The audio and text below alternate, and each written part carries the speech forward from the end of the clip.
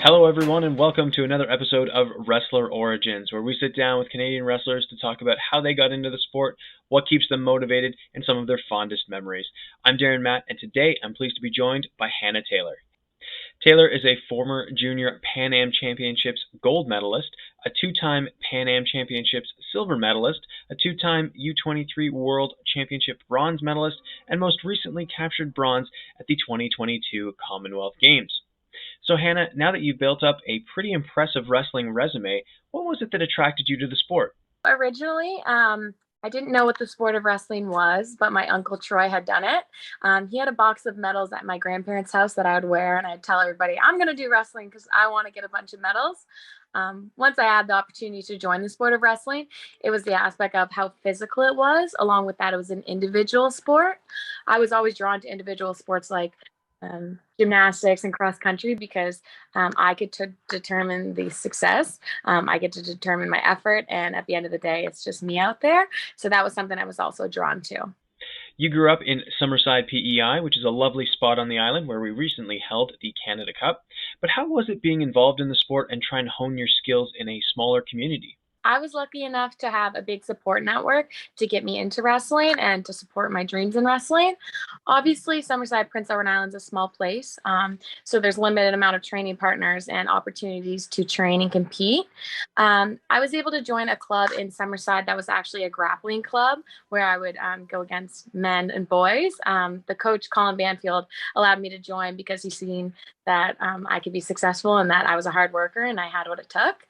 So with that opportunity, it also allowed me to join the provincial team, which was in Charlottetown, Prince Edward Island.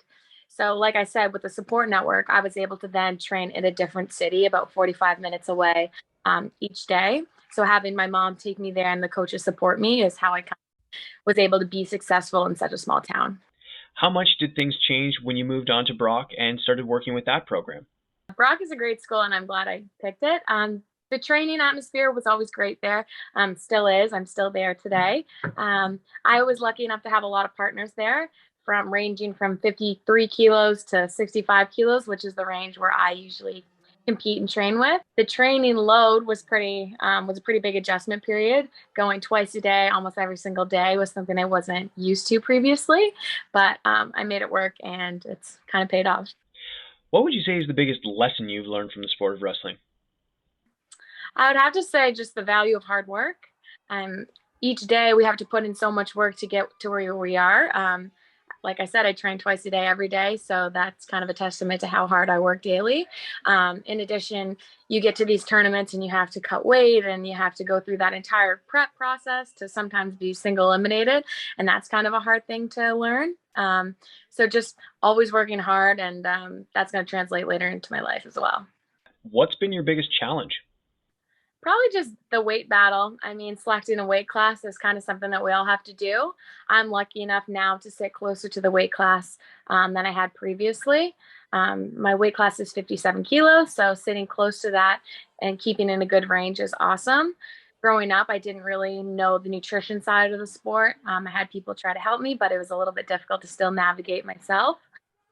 Weighing yourself every day I found to be detrimental, even though it was something I was kind of told to do because I was in a weight-based sport. So overcoming that challenge is something that I've found success in now.